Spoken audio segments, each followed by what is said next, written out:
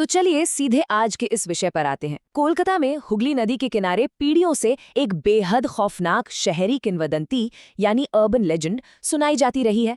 ये एक ऐसी कहानी है जो लोक कथाओं और कुछ बहुत ही भयानक अनसुलझी घटनाओं के बीच की रेखा को पूरी तरह से धुंधला कर देती है।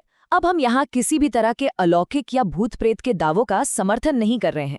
हमारा मकसद सिर्फ उन घटनाओं और स्थानीय मान्यताओं को समझना है जो इस रहस्य का आधार है। तो चलिए बिना किसी देरी के इस कहानी की तह तक जाते हैं और देखते हैं कि क्या ये सिर्फ एक मनगढ़ंत किस्सा है या फिर इसके पीछे कोई डरावनी हकीकत छिपी है। ठीक है, चलिए इस पर गहराई से बात करते हैं। जरा सोचकर देखिए, एक बेहद शांत और सामान्य जीवन अचानक एक डरावने सपने में बदल जाए। ये कहानी हुगली नदी के किनारे एक पुराने 2 मंजिला घर में रहने वाले संजीत और काजल की है। इनकी शादी को 2 साल हो चुके थे और जिंदगी बिल्कुल सामान्य, एकदम शांतिपूर्ण चल रही थी।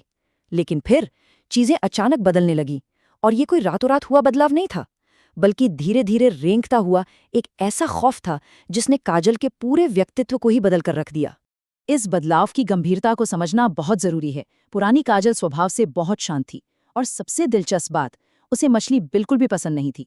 लेकिन ये नई काजल, वो बालकनी पर घंटों खड़े रहती, हुगली नदी के उस काले पानी को लगातार घूरती रहती, बिल्कुल ऐसे जैसे वो अंधेरे में कुछ सुनने की कोशिश कर रही हो। और सबसे अजीब बात थी उसकी ये नई दीवानगी। वो हर दिन ढेर सारी मछली की मांग करने लगी।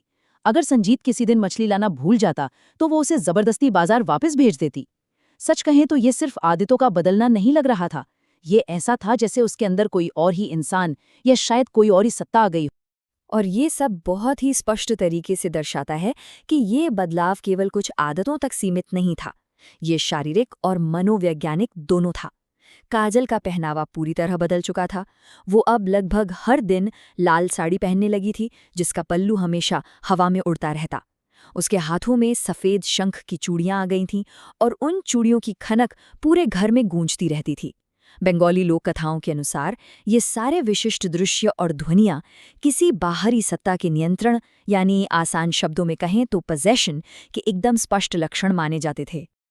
लेकिन खौफ की असली हद तो तब पार हुई जब ये अजीबोगरीब बदलाव एक भयानक शारीरिक नुकसान में बदल गया। एक रात संजीत की नींद अचानक से खुली। उसे ऐसा महसूस हुआ जैसे कोई उसका कंधा चबा रहा है। जी हाँ, चबा रहा है। दर्द से कराहते हुए जब उसने मुड़कर देखा तो काजल उसके ठीक बगल में आराम से सो रही थी। लेकिन अगली सुबह जब संजीत ने आईने में खुद को देखा तो उसके कंधे और गर्दन पर दांतों के गहरे निशान थे, बिल्कुल ऐसे जैसे किसी जंगली जानवर ने हमला किया हो। बस यही वो पल था जब संजीत का शक एक खौफनाक सच्चाई का रूप लेने लगा। उस भयानक घटना के बाद की एक रात तो और भी ज्यादा डरावनी थी। रात के एकदम सन्नाटे में संजीत को रसोई से एक अजीब सी आवाज सुनाई दी, कुछ ऐसी आवाज जैसे कोई जानवर कुछ कच्चा चबा रहा हो। उसने देखा कि काजल बिस्तर पर नहीं थी। डरते डरते जब वो रसोई तक पहुंचा तो घर में पूरी तरह से घुप अंधेरा था। सिर्फ बाहर बने ब्रिज की हल्की सी रोशनी अंदर आ रही थी, और उस मध्यम रोशनी में उसने जो कुछ भी देखा वो किसी की भी रूह कंपा देने के लिए काफी था। अब यहाँ जो सबसे चौंकाने वाला आंकड़ा है वो इस खौफ को एक अलग ही स्तर पर ले जाता है। उस रात संजीत ने काजल को रसोई में कच्ची मछली खाते हुए देखा था, और उसके होठों और उंगलियों से खून टपक रहा था। अगली सुबह जब संजीत ने हिम्मत जुटाकर फ्रिज खोला तो उसने देखा कि फ्रिज से पूरी 4 किलो कच्ची मछली गायब थी। जरा सोचिए, 4 किलोग्राम कच्ची मछली, वो भी एक ही रात में। ये इस बात का पक्का सबूत था कि संजीत ने रात के अंधेरे में जो देखा था वो कोई बुरा सपना बिल्कुल नहीं था। रसोई वाली उस रात की घटना का एक और हिस्सा है जो और भी ज्यादा रोंगटे खड़े कर देने वाला है। जब काजल ने पलटकर संजीत की तरफ देखा तो उसकी आंखें खून की तरह एकदम लाल थी, और फिर वो किसी इंसान की तरह नहीं बल्कि एक खूंखार जानवर की तरह छलांग लगाते हुए सीधे संजीत के सीने पर आ गिरी। संजीत जब धड़ाम से नीचे गिरा तब उसकी नजर काजल के पैरों पर गई। उसके पैर उल्टे थे। ये नज़ारा इतना भयानक था कि संजीत वहीं के वहीं बेहोश हो गया। अब ये बात पूरी तरह से साफ हो चुकी थी कि घर में मौजूद वो चीज़ अब उसकी पत्नी काजल तो हरगिज नहीं थी। इन सब के बाद इस रहस्य का जवाब ढूंढना बेहद ज़रूरी हो गया था। अपने इन सवालों और गर्दन के उन निशानों का जवाब मांगने के लिए संजीत शोभा बाजार के एक बहुत ही मशहूर और पुराने तांत्रिक के पास पहुंचा। उसे किसी भी हाल में ये जानना था कि आखिर उसके घर में ये क्या हो रहा है। तो यहाँ सबसे महत्वपूर्ण बात यह है कि तांत्रिक ने इस पूरी घटना को सुनकर क्या कहा। सारी बातें सुनके ही तांत्रिक ने तुरंत जवाब दिया कि काजल पर एक शाकचुन्नी सवार है। अब ये शाकचुन्नी क्या है? बंगाली लोक कथाओं में शाकचुन्नी एक ऐसी खौफनाक आत्मा या डायन को कहा जाता है जिसकी मौत शादी से पहले ही हो जाती है।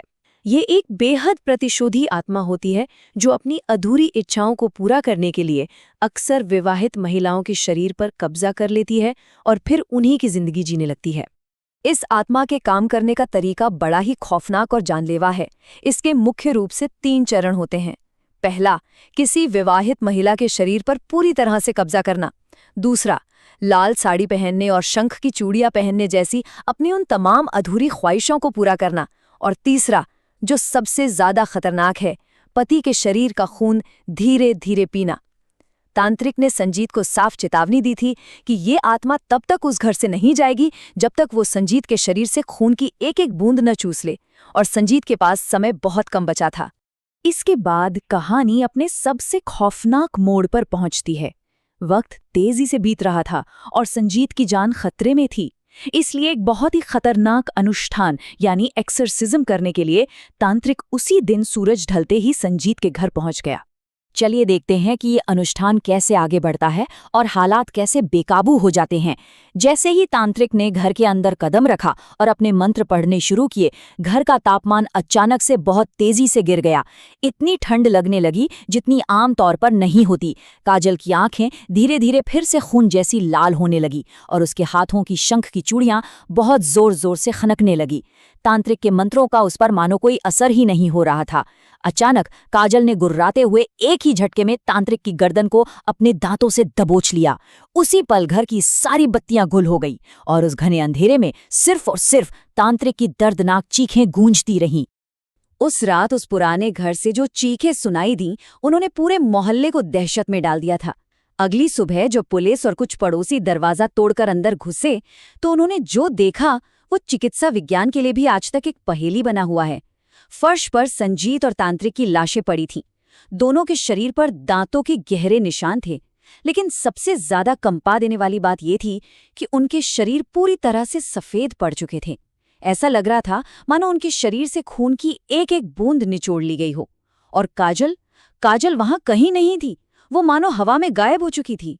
संजीत और तांत्रिक की उन खौफनाक मौतों के साथ ही ये घटना खत्म नहीं हुई। इस भयानक हादसे ने उस इलाके में एक ऐसा खौफ पैदा कर दिया जो आज तक वहां के लोगों के दिलों में बसा हुआ है। एक कभी ना खत्म होने वाला श्राप। इस कहानी का अगला हिस्सा 70 साल की मिसेस चैटर्जी से जुड़ा है, जो संजीत की ही पड़ोसन थी।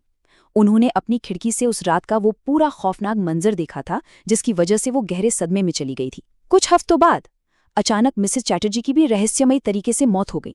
और खौफ की बात यह है कि उनकी मौत का तरीका बिल्कुल वैसा ही था। उनका शरीर भी पूरी तरह सफेद पड़ा था और गर्दन पर वैसे ही दांतों के 2 गहरे निशान थे। इस घटना से उनका परिवार इतना ज्यादा डर गया कि वो लोग रातों रात अपना घर और मोहल्ला छोड़कर वहां से हमेशा के लिए चले गए।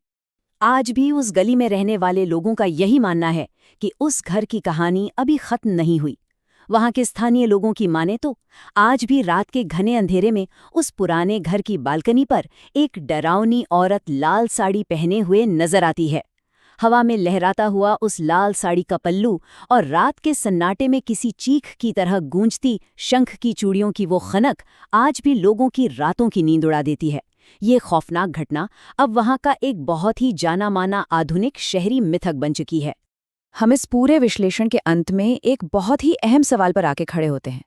विज्ञान और तर्क तो यही कहते हैं कि लोक कथाएं, आत्माएं या शाकचुन्नी जैसी चीजें सिर्फ इंसान की कल्पना होती हैं, महज मनगढ़ंत कहानियां। लेकिन अगर ये सब सिर्फ और सिर्फ एक कहानी थी तो हुगली नदी के किनारे वाले उस घर में संजीत, तांत्रिक और मिसेस चैटर्जी का सारा खून किसने चूसा? वो एकदम सफेद पड़ी लाशें और रहस्यमयी परिस्थितियों में काजल का रातों रात गायब हो जाना, ये कुछ ऐसे ठोस तथ्य हैं जिनका जवाब आज तक कोई नहीं दे पाया है। ये हमें ये सोचने पर जरूर मजबूर करता है कि क्या कभी कभी हकीकत मिथक से भी ज्यादा खौफनाक हो सकती है। इस अनसुलझे रहस्य के सफर में हमारे साथ जुड़ने के लिए बहुत बहुत शुक्रिया। इस तरह के और भी दिलचस्प और रहस्यमयी विषयों को समझने के लिए हमारे साथ बने रहें।